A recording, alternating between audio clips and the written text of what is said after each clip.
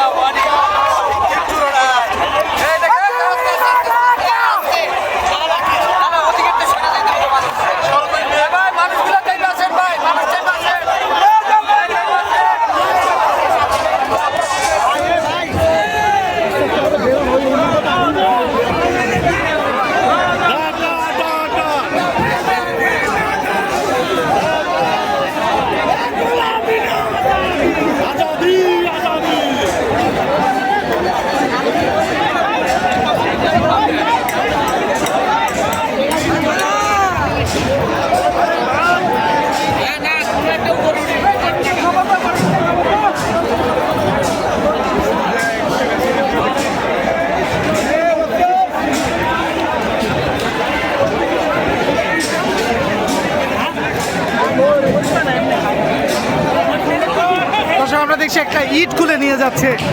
ধানমন্ডি 32 নম্বর থেকে। এরকম পরিস্থিতি কিন্তু বিরাজ করছে ধানমন্ডি 32-এ এবং আপনারা দেখতে পাচ্ছেন যে 32-এর প্রতিটি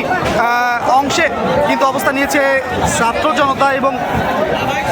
তারা তাদের যে বিক্ষোভ এবং তাদের যে এই ফ্যাসিস্ট সরকারের বিরুদ্ধে যে তাদের যে ক্ষোভ তার বহির্প্রকাশ এটি মাত্র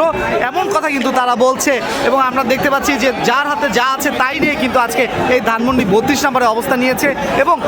এর ফলে কিন্তু তারা যেমনটা বলছে যে ধানমন্ডি 32 নম্বরে কোনো শেখ হাসিনার চিহ্ন তারা রাখবে না, এমন কথা কিন্তু আপামর ছাত্র জনতারা বলছে।